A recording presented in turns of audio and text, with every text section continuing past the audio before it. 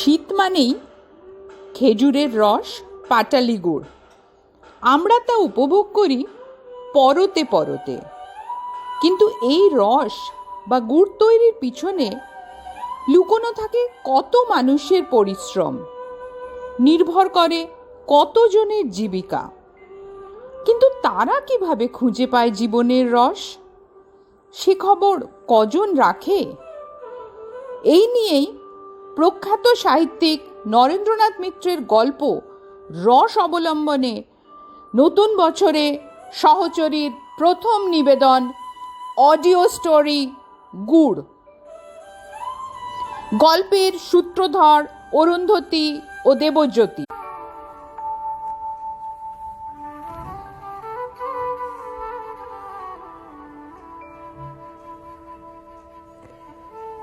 গ্রামের মধ্যে সেরা গাছই মোতালেফ।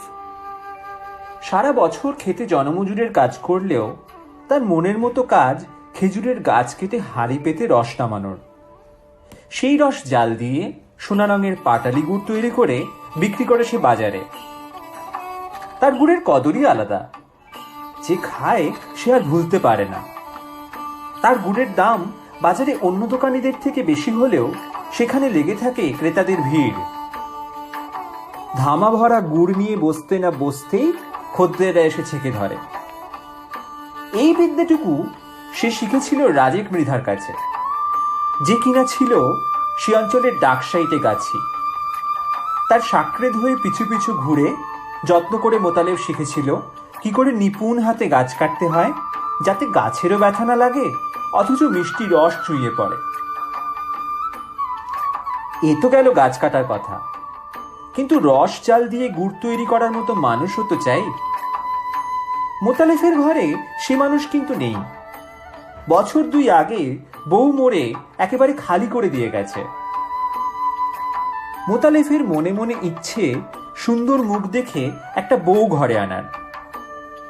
তার সব থেকে পছন্দ হয়েছিল পাশের গায়ের এলেম শেখের মেয়ে ফুলবানুকে। রসে টলটল করছে তার সর্বাঙ্গ। ইতিমধ্যে অবশ্য 1 হাত ঘুরে এসেছে সে। খেতে পড়তে কষ্ট দেয়, মারধর করে, এসব নানা অজুহাতে তালাক দিয়েছে তার স্বামীকে। আসল কথা অন্য, বয়স বেশি বলে তাকে পছন্দ হয়নি ফুলবানুর। ইচ্ছে করে ঝগড়া বাঁধিয়েছে তার সঙ্গে। মোতালেফকে সে দেখেছিল একদিন নদীর পাড়ে। নীল লুঙ্গি পরা ফর্সা ছিপছিপে চেহারার মোতালেফ যে তারও নজরে পড়েছে সে কথা বুঝতে দুজনের কারোর বাকি ছিল না।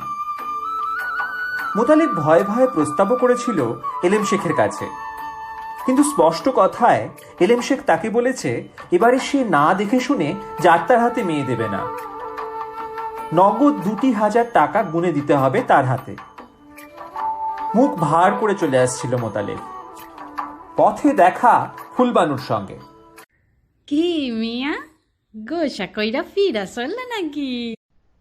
ও চলবো না, শুনলানি টাকার খাক খায় তোমার বাজানের। হ্যাঁ শুনছি। চাইছে তো দোষ হইছে কি? পছন্দ সেই জিনিস লিবা আর দাম দিবা না। ও খাক খাইটা আসলে বাজানের নয়, বাজানের মাইয়ার। তা হাটে বাজারে গেলেই পারো ধামায় উঠা। ও সুন্দর মিয়া, রাগ করলানি? শোন। কি শুনবো? শুনবা আবার কি? শুনবা মনের কথা। শোন, বাজারের মাইয়া টাকা চায় না, সোনা দানা চায় না, কেবল মান রাখতে চায় মনের মানুষের, বুঝো? তাই বলছি আকাম কুকাম কইরো না মিয়া, জমি ক্ষেত বেচতে যাইও না যান। বেচবার মতো জমি ক্ষেত অবশ্য মোতালেফের নেই। পাড়ার যত সম্ভ্রান্ত পরিবার, জোদ্দার, জমিদার, তাদের সবার বাগানের খেজুর গাছের ভার মোতালেফের। ভাগের বন্দোবস্ত রসের অর্ধেক তার, অর্ধেক মালিকের। কিন্তু সে কথায় মোতালেব ভাঙল না। আচ্ছা, ওই শীতের কয়টা মাস যাক, মানও দেখাবো, কিন্তু বিবিজানের সবুর থাকবে নি দেখবার। তেমন বেশুবুর বিবি ভাইব না আমারে। গায়ে ফিরে নানা জায়গায় ধারের চেষ্টা করলো মোতালেব। টাকাটা তো কম নয়, কোথাও সুরাহা হলো না। তবে নগদ টাকা না পেলেও শীতের শুরুতে অনেক খেজুর গাছের বন্দোবস্ত পেল সে। দিন কয়েক ভেবে একদিন সন্ধ্যের পর মাজু খাতুনের ঘরে গেল সে। মাজু খাতুন রাজেক মৃধার বিধবা বিবি, বয়স 30-এর ওপর 8-60 গড়ন। গুড় তৈরির হাত তার চমৎকার, মিষ্টি ব্যবহারে মাখন হেন গলায় মোতালেব জানালো তার প্রস্তাব। কোন রকম অন্যায় সুবিধে চায় না সে। দস্তুর মতো মোল্লা ডেকে নিকা করে নিয়ে যেতে চায় মাজুকে তার ঘরে। প্রস্তাব শুনে মাজু খাতুন তো হা। রঙ্গ তামাশা আর মানুষ পাইলা না তুমি কেন? কাঁচা বয়সের মাইয়া পোলার কি অভাব হয়েছে নাকি দেশে, যে তাগো থুইয়া তুমি আসবে আমার দুয়ারে? অভাব কেন হবে মাজু বেবি?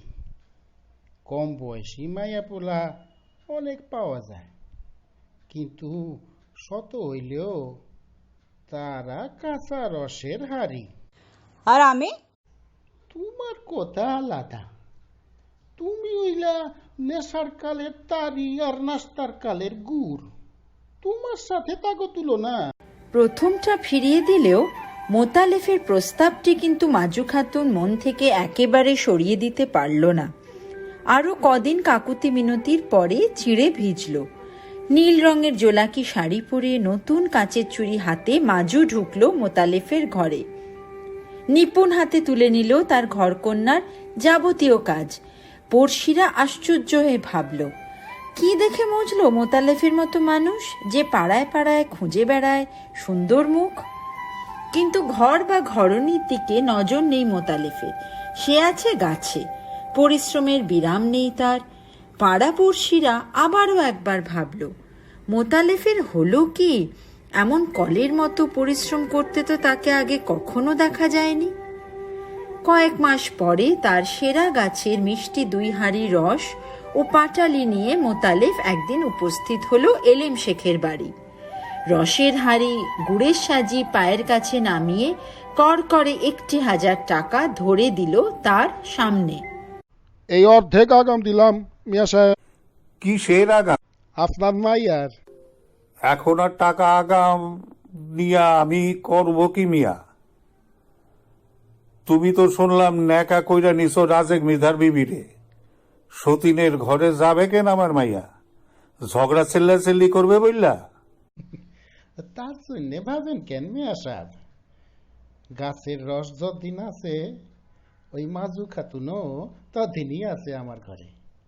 দক্ষিণা বাতাস খেললেই সব সাফ হইয়া যাবে ওইরা। আড়াল থেকে দেখতে শুনতে ফুলবানুরও কিছু বাকি ছিল না।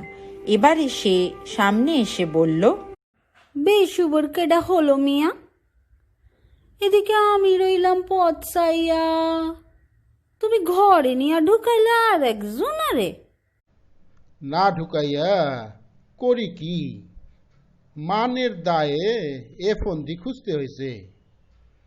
ঘরে কেউ না থাকলে পানি চুনি দেয় কে? প্রাণ বাঁচে কি কইরা? আর ওই ঘরে কেউ না থাকলে রস জাল দিয়া গুড় তৈরি করে কে? আর সেই গুড় ওই বিক্রি কইরা টাকা না আনলে মান বাঁচে কি কইরা? বুঝলাম, মানও বাঁচাইলা আবার জানও বাঁচাইলা, কিন্তু গায়ে যে আর একজনের গন্ধ জড়াই রইল, তাছাড়া বা কেমনে? গন্ধের জন্য ভাবনা কি ফুল বিবি? সোডা সাবান সব কিনা দিব। ওই ঘাটের পৈঠায় পা ঝুলাইয়া তোমারে লইয়া বইব, আর ওই ঘষা ঘষা যত বদ গন্ধ উঠাইয়া ফেল। কেবল সবুর কইরা থাকো আর 2 মাস। যেই কথা সেই কাজ। মাস 2 যেতে না যেতে মাজুকে তালাক দিল সে। পাড়াপড়শিকে বলল, মাজুর চরিত্র বড় খারাপ। রাজেকের বড় ভাইয়ের সঙ্গে তার চাল চলন আপত্তিকর। এসব শুনে মাজু খাতুন জিভ কেটে বলল, ছি ছি ছি, তোমার গতরটাই কেবল সুন্দর মিয়া, ভিতর সুন্দর না। এত শয়তানি, এত ছল চাতুরি তোমার মনে? ঘুরের সময় পিঁপড়ার মতন লাইগাছিলে, আর গুড় যাই ফুরাইলো অমনি দূর দূর। আমের গাছ বলে ভরে উঠল। শীতের পর এলো বসন্ত। মাজু খাতুনের পরে ফুলবানু। এবার পড়শিরাও খুশি, ঘরের বাহার সত্যি খুলেছে। ফুর্তির অন্ত নাই মোতালেফের মনে। ফুলবানুকে চোখে হারায় সে। এমনকি হাটে গিয়ে ফুলবানুর পছন্দসই মাছটা, তরকারিটা, পানটা সে ধার করে হলেও এনে হাজির করে। এদিকে মাজু খাতুনের আশ্রয় হয় তার সেই পরিত্যক্ত ভাঙা কুঁড়েতে। দিনগুলো যেন তার আর কাটতে চায় না। এরই মধ্যে রাজিকের বড় ভাই নিয়ে এলো এক সম্বন্ধ। নদীর ওপারে থাকে তারই দোস্ত নাদের মিয়া। পেশাতে সে জেলে, বউ মোড়ে হাড়ি ঢাল। সে চায় একটি স্থির বুদ্ধি গৃহস্থ বউ, যে শুধু পটের বিবি সেজে থাকবে না, যত্ন আত্তি করবে মা মরা বাচ্চাগুলো। গাছি না তো সে? গাছ কাটতে যাবে কেন? ওসব কাম কোনো কালে জানে না সে। কেন বউ, গাছি ছাড়া তুমি কি নিকা বসবা না কারোর সাথে? ঠিক তার উল্টো, রসের সঙ্গে কিছুমাত্র যার সম্পর্ক নাই, শীতকালে খেজুর গাছের ধারে কাছেও যে যায় না, নিকা যদি বসে মাজু খাতুন তার সঙ্গেই বসবে। রসের ব্যাপারে মাজু খাতুনের ঘেন্না ধইরা গেছে। বসন্ত যায়, বর্ষা যায়, কাটে আশ্বিন কার্তিক, ঘুরে ফিরে ফের আসে শীত, রসের দিন, মোতালেফের মনের মতো দিন। গাছ কাটবার ধুম লেগে গেছে, একটু বিরাম নেয় না সে। ধার দেনা শোধ দিতে হবে, সারা বছরে রসদ জোগাড় করতে হবে, রস বেচে গুড় বেচে। গেলবারের চেয়েও সে জোগাড় করে বেশি গাছ কাটার বরাত। সময় নেই ফুলবানুর সঙ্গে ফষ্টি নষ্টি রঙ্গ তামাশার। দিনভর অসুরের মতো খেটে চলে সে, বিছানাতে গা ঠেকাতেই পড়ে অসারে ঘুমায়। শীতের দীর্ঘ রাতে কাঁপে ফুলবানু। দিনভর হাড়ি হাড়ি রস এনে উঠোন ভর্তি করে মোতালেফ। বিবিকে ডেকে বলে, যেমন মিঠা হাত তেমন মিঠা গুড় বানান চাই, সেরা আর সরেস জিনিস হওয়া চাই বাজারের। কিন্তু হাঁড়িতে হাঁড়িতে রসের পরিমাণ দেখে মুখ শুকিয়ে যায় ফুলবানুর, বুক কাঁপে। দু এক হাঁড়ি রস জাল দিয়েছে সে বটে বাপের বাড়িতে, কিন্তু এত রস একসঙ্গে জাল দেওয়া তো দূরের কথা, কোনোদিন একসঙ্গে দেখেও নি সে। মোতালেফ তার ভয় দেখে হেসে বলে, আরে ভয় কি, আমি তো আছি কাছে কাছে, আমারে পুষ কইর, আমি কইয়া কইয়া দিব। ওই মনের মধ্যে যেমন টাকবক করে রস, জালার মধ্যে একদম তেমনই করা যায়। কিন্তু উনুনের কাছে সকাল থেকে দুপুর পর্যন্ত বসে বসে মনের রস শুকিয়ে আসে ফুলবানুর। সারা দুপুর উনুনের ধারে বসে বসে তার রূপ ঝলসে যায়, তবু গুড় হয় না পছন্দ মতো।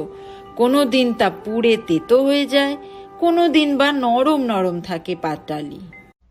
কেমন তোর মাইয়া মানুষ তুমি, এত কইরা কই বুঝাইলেও বোঝো না। এই গুড় হইছে, এই নি খদ্দারে কেনবে পয়সা দিয়া? কিনবে না কেন, বেচতে জানলেই কিনবে। তাইলে তুমি যাইয়া ধামা লইয়া বইসো বাজারে, তুমি আইসো বেচা। ওই তোমার এই খুবসুরত মুখের দিকে চাইয়া যদি কেনে, ওই গুড়ের দিকে চাইয়া কেনবে না। হাজারবার বলতে বলতে 2-4 দিনের মধ্যে কোনো রকমের চলনসই গুড় তৈরি করতে শিখল ফুলবানু।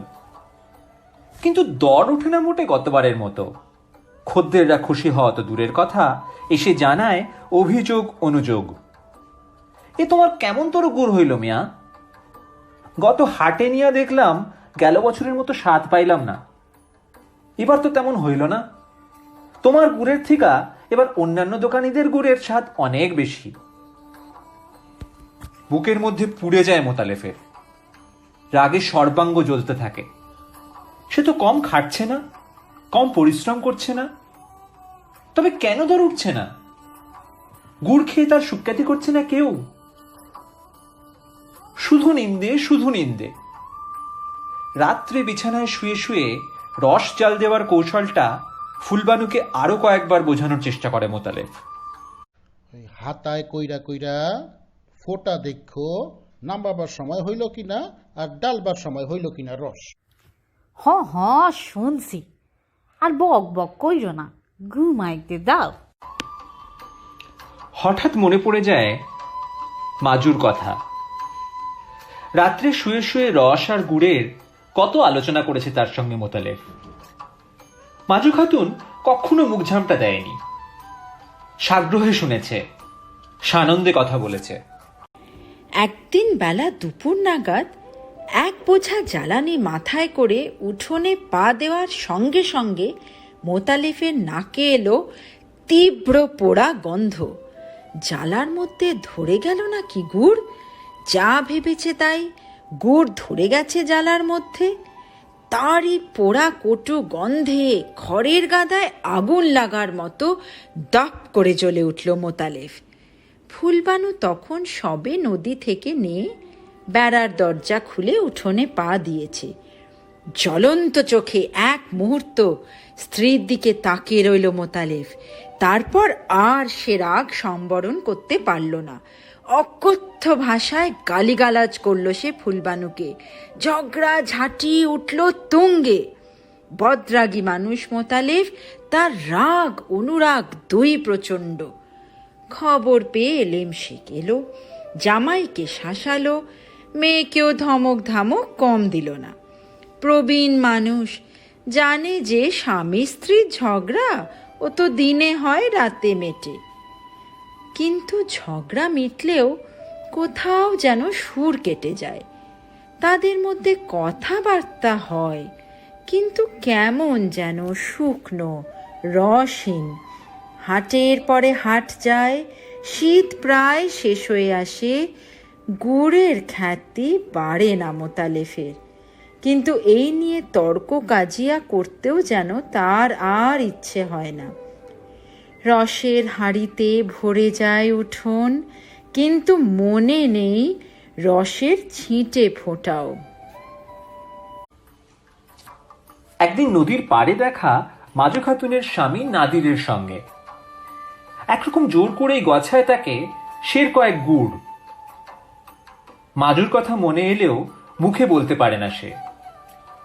নাদির ব্যস্ত হয়ে দাম দিতে চাইলে সে বলে, আরে দামের জন্যে কি, এই তো 2 সের গুড় দিলাম ওই আপনার পোলাপান রে খাওয়াইতে। কয়েন চাচাই দিছে। না না না না না না, সে কি মিয়া, আপনার বেচবার জিনিস দাম না দিয়া নেব কেন আমি? আচ্ছা, আরে নিয়া তো যায় নাই, খাইয়া দেখেন, দাম না হয় সামনের হাটে দিবেন। এসব কথাগুলো বলতে বলতে যেন মুখে আটকায় মোতালেফের। মনে জানে কথাগুলো কত মিথ্যে। পরের হাটে এসব খদ্দের আর পারতপক্ষে গুড় কিনবে না তার কাছে, ভিড় করবে না তার গুড়ের ধামার সামনে। মাজু খাতুন সব শুনে আগুন হয়ে ওঠে। ও গুড় ছাওয়াল পানারে খাওয়াইতে চাও খাওয়াও, কিন্তু আমি ও গুড় ছোবো না হাত দিয়া। তেমন বাপের বিটি না আমি। আর খবরদার, ওই মানুষের সাথে যদি ফের খাতের নাতের করো, আমি চইলা যাব। রাত পোহাইলেই আমারে আর দেখতে পাবা না। মনে মনে মাজুকে ভারী ভয় করে নাদির। কাজে কর্মে কথায় বার্তায় বেশ, কিন্তু রাগলে আর জ্ঞান থাকে না বিবির। দিন কয়েক পরে তার সেরা গাছের সব থেকে ভালো 2 হাঁড়ি রস নিয়ে মোতালেব পৌঁছয় নাদিরের বাড়ি। মোতালেবকে আমন্ত্রণ জানায় বটে নাদির, কিন্তু মনে মনে ভারী শঙ্কিত হয়ে উঠল। যে মানুষের নাম গন্ধ শুনতে পারে না বিবি, সেই মানুষ সশরীরে এসে হাজির হয়েছে, না জানি এবার কি কেলেঙ্কারি ঘটায়। যা ভেবেছে তাই। বেড়ার ফাঁক দিয়ে মোতালেবকে দেখতে পেয়েই স্বামীকে ঘরের মধ্যে ডেকে নেয় মাজু। যাইতে কয় এবারই গুনা, একটুও কি শরম বরম নাই মনের মধ্যে? কোন মুখে উঠলো আইসা এখানে? আইস্তে বিবি আইস্তে, মাইনসের বাড়ি মানুষ আইছে, অমন কইরা কথা কয় নাকি? কুকুর বিড়ালডারেও তো অমন কইরা খেদায় না মাইনসে। তুমি বুঝবা না মিয়া, কুকুর বিড়াল থিকাও অধম থাকে মানুষ, শয়তান থিকাও সাংঘাতিক হয়। পুষ করো, রস খাওয়াইতে যাইলো আমারে, একটুও ভয় ডর নাই মনে, একটুও কি নাচ শরম নাই? সব কথাই কানে যাচ্ছিল মোতালেফের, কিন্তু আশ্চর্য, এত কঠিন রূঢ় ভাষাও যেন তাকে ঠিক আঘাত করছিল না। মাজুর তীব্র কর্কশ গলার মধ্যেও সে খুঁজে পাচ্ছিল আহত নারীর অভিমানেরই প্রকাশ, ঠিক যেমন ছ্যানের খোঁচায় ফোঁটায় ফোঁটায় চুইয়ে পড়ে রস। সে নাদিরকে ডেকে বলে, আমার ওই একটা কথা কন বিবিরে। আপনি কন না, দোষ কি তাতে? না আপনিই কন, কথা কবার মুখ আমার নাই। কন যে মোতালেফ মিয়া খাওয়াইবার জন্য আনে নাই রস, সেইটুকু বুদ্ধি তার আছে। নাদির কিছু বলবার আগেই মাজু খাতুন ঘরের ভেতর থেকে বলে উঠল, কিসের জন্য আইছে? কয়েন যে জাল দিয়ে 2 সের গুড় বানাইয়া দেওয়ার জন্য আনছে, ওই সেই গুড় ধামাই কইরা হাটে নিয়ে যাবে মোতালেফ মিয়া, নিয়া বেচবে অচেনা খদ্দেরের কাছে। এবছর 100 টাকা পছন্দসই গুড়ও সে হাটে বাজারে বেচতে পারে নাই, কেবল গাছ বাওয়াই সার হয়েছে তার। গলাটা ধরে আসে মোতালেফের। সামনের দিকে তাকিয়ে সে আরো কি বলতে যাচ্ছিল, হঠাৎ তার নজরে পড়ল বেড়ার ফাঁকে কালো বড় বড় দুটি চোখ ছলছল করে উঠেছে। হঠাৎ যেন হুঁশ হলো নাদিরে। ও কি মিয়া, হুঁকাই যে কেবল ধইরা রইলেন হাতে, তামাক খাইলেন না? আগুন নিবা গেল কইলকার? না মিয়া ভাই, আগুন নেভে নাই। উত্তর দেয় ঠিকই, কিন্তু আনমনা হয়ে পড়ে মোতালেফ। বুঝতে পারে শত অন্যায় অবিচার সত্ত্বেও মাজু বিবির মনে তার জন্য ভালোবাসার আগুন আজও ধিকি ধিকি জ্বলছে। এ আগুন নেভার নয়। মোতালেফ আরও একবার যেন ফিরে পায় তার জীবনের রস।